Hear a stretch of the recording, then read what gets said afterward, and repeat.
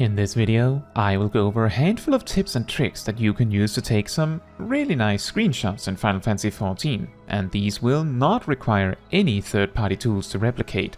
So, whether you're playing on a console or a PC, you should be able to follow along, although some of the button presses necessary may be very different on a console. Let's start with how to access Gpose, or as it is more commonly known, Gpose. Simply open your Actions and Traits menu and check the Extras menu and choose Gpose. Alternatively, you can access it by writing /Gpose or /Gpose. In this mode, most characters are stopped in whatever spot they were standing on when you enter Gpose. I say most because some NPCs do not care, and sometimes due to weird circumstances, other players can run around in a Gpose as well.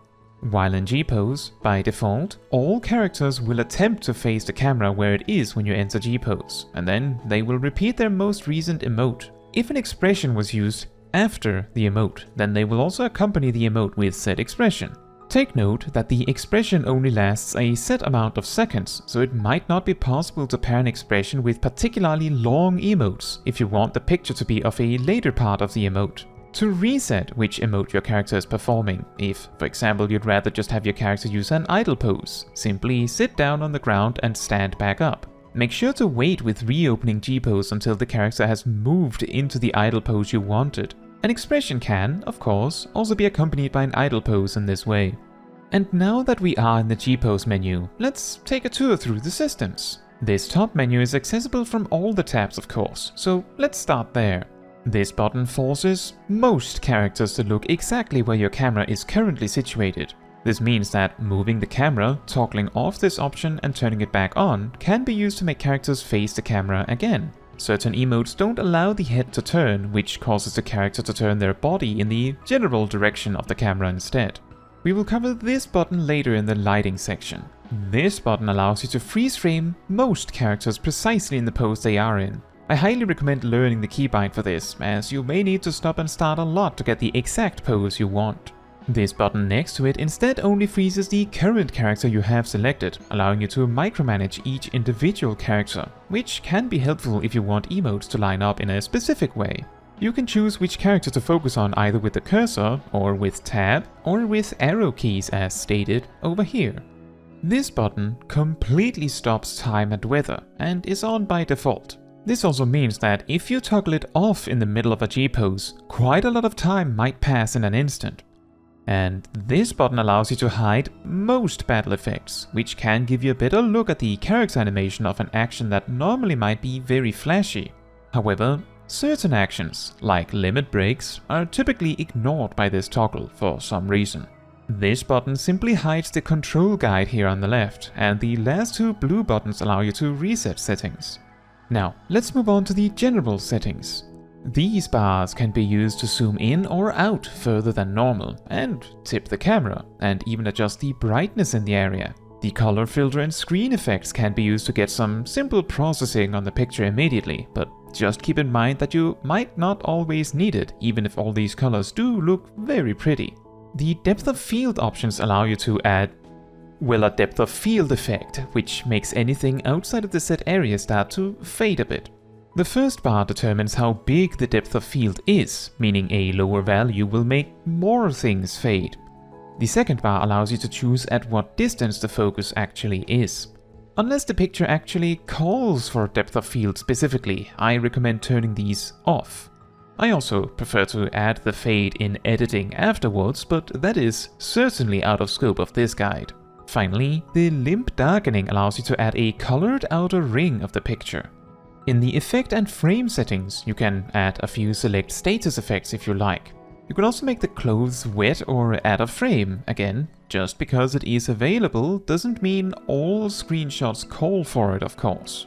This is also where you find the sticker mode, which opens a separate menu. A particularly interesting tool in the sticker mode is under text. If you press the T toggle on the right here, you can add certain specific information that you might find handy. The rest of the sticker mode is rather intuitive, just keep in mind the keybinds at the bottom of the menu. Next, we get to some more interesting stuff with the lighting settings. First, you can add a glow to most characters with the bottom option here. Aside from that, you have access to up to 3 spotlights that can each be customized separately. To place and enable a spotlight, choose it in this row here. When a light is enabled, it is placed exactly at the location of your camera, so you can micromanage the exact placement of the lights with the position of your camera, allowing you to set up things like side lights and front lights to eliminate shadows more effectively. The type of the light mainly involves the intensity of the light. Often, type 1 is all you need.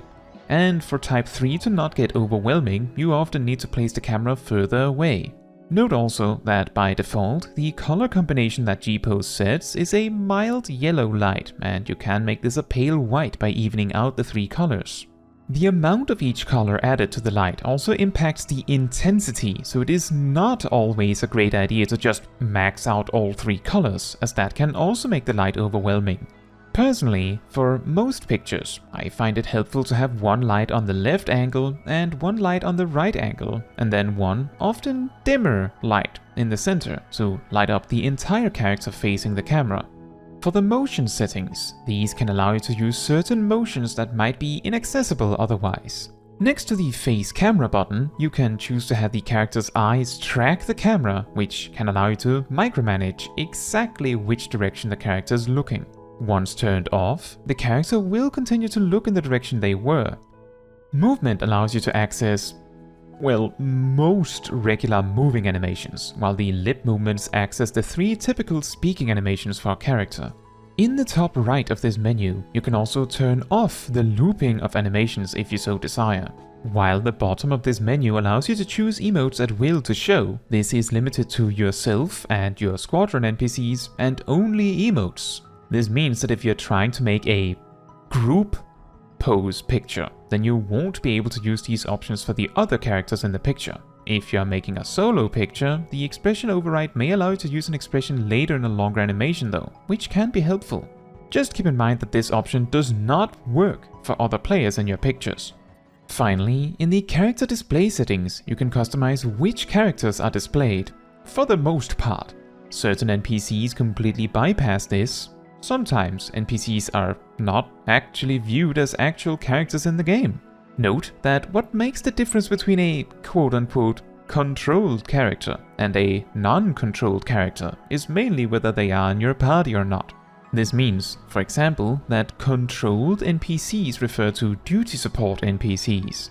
PC, of course, stands for player character and refers to other players. For this reason, you may find it helpful to add anyone you want in your picture to your party if possible. The last 2 tabs in the Gpose menu allows you to save and load your camera and light settings. However, that might be a bit more advanced and mainly helpful if you plan to repeatedly use the same setups. Maybe if you have a favorite lighting setting. With that Gpose tutorial out of the way, let's move on to some tricks you can use to spice up your pictures further. First, in the Duty Finder menu, if you choose the cogwheel up here and then Explorer mode, you can access most dungeons as a sightseeing mode where all the enemies have been removed. While in this mode, you can also mount up in the dungeon and you can use shortcuts to hop between the sections of the dungeon. You also get this menu that allows you to put down a striking dummy and to perform any limit break at will. You can also change jobs freely while here. You might be wondering, why a striking dummy? But that is quite simply to allow you to use targeted actions for your Gposes. So, if you ever wanted a cool picture of you using Black Mage's Meteor limit break, this is the perfect way to do that. You can even choose exactly where it goes down. Something worth considering is that, without third-party tools, you can often be at the mercy of the time of day in-game, so if you want a picture with sunlight, you may sometimes be forced to sit and wait for a while for that to happen. Most Shadowbringers and beyond dungeons have fixed weather and time of day, so if the backdrop of a certain dungeon works for you, you can go to that dungeon for your guaranteed sunlight. This is not the case in dungeons predating Shadowbringers, however, and many dungeons will happen at nighttime should you arrive at nighttime. Some particular dungeons I really like to use myself are Dawn Meg, Grand Cosmos, Mount Gulg, and both day and night Bottom's Metal. Next, if you would like an additional light source on top of the ones offered by Gpose, you can pick up the Wind-Up Sun and the Wind-Up Moon from the magic pot on the Isles of Umbra. To do this, grab an elixir and a high elixir, it is important that it is specifically the items named Elixir and High Elixir, as you will use these items for a trade. Then, make your way to Aleport. After that, you can access the Isles of Umbra either by just flying there or by talking with the ferry skipper in Aleport. After that, go to this spot and speak with the Magic Pot. For each of the elixirs, you can purchase a wind-up sun and a wind-up moon respectively. They each shine with slightly different light, and you can adjust the exact height they float at by using the /poke emote. They have a total of 5 different heights, and they start at the middle option and cycle through for each poke. Additionally, like a pillow, they will not move from their spot, so they can be used as an additional stationary light in addition to the 3 highly customizable ones in Gpose.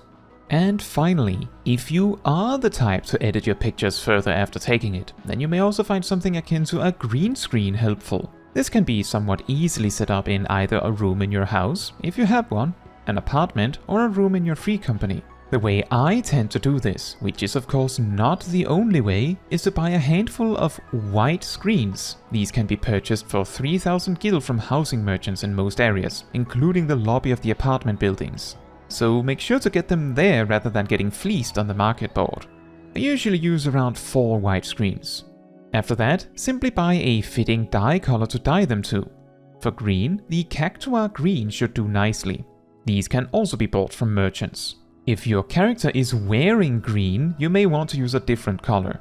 The important part is using a color that is distinctly not on your character and that doesn't blend easily into your character's look. Take note that the natural lighting in houses and apartments has a yellowy tint to them, so even a perfectly green screen will have a mild yellowy effect. This kind of yellow tint I have found most easy to remove by adjusting the temperature of the image in an editor after taking the picture. A colder temperature tends to even out the yellow. Remember, to get the best pictures, take pictures with the tools of your console or PC and not with your phone. On a PC, use the print screen button on your keyboard. On smaller keyboards, this can also be abbreviated to things like PRTSC. For PlayStations, your controller should specifically have a designated share or create button near your D-pad. Now, I hope you learned at least one new trick from this guide on pictures. If you have a tip or trick of your own to share, do be sure to leave it in the comments. I would sure love to learn some new tricks myself too. With that said, that is all for this video. Thank you so much for watching. If you want to support me and my channel, you can let the YouTube algorithm know by liking the video, leaving a comment, subscribing and hitting the bell to get notified when next I post a video. And if you want to give even more support than that, you can also become a member of the channel like these wonderful people here. Fun fact, if you open Gpose right at the start of a duty, where the character portraits are still being shown, you can actually hide the characters in the portraits with the character display settings. In fact, surprisingly, you hide yourself in your portrait by hiding player characters and not by hiding self, suggesting the character in the portrait is viewed as a controlled character, but it is not viewed as yourself.